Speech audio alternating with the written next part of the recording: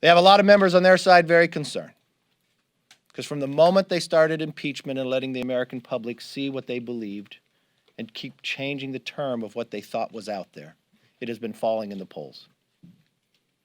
If you need any more evidence of how unpopular impeachment is, watch the 2 press conferences today. After announcing impeachment within less than an hour, the Speaker finally relented and said she would bring USMCA up.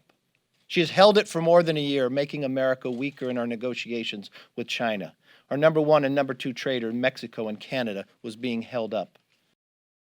The abuse of power is by House Democrats, not the President of the United States. They've abused their power to investigate. They created behind closed doors hearings in the Intel Committee. They denied the President's counsel the right to participate.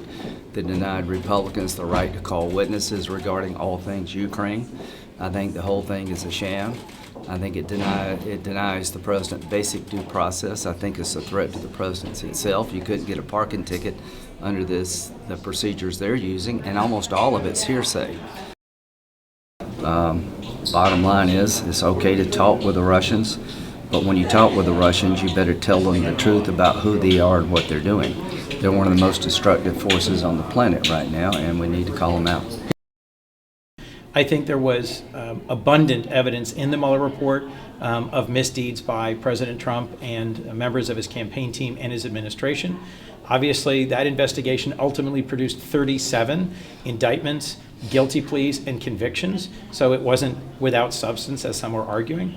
But I think they made a calculation in the House that the evidence that had been presented recently with regards to Trump's actions involving Ukraine were concise, clear, and accessible, and rather than charging a broad range of misconduct over many years, they stuck to one topic. Have you seen Star Wars? Yeah. This whole thing reminds me of the cantina bar scene in Star Wars. It's surreal.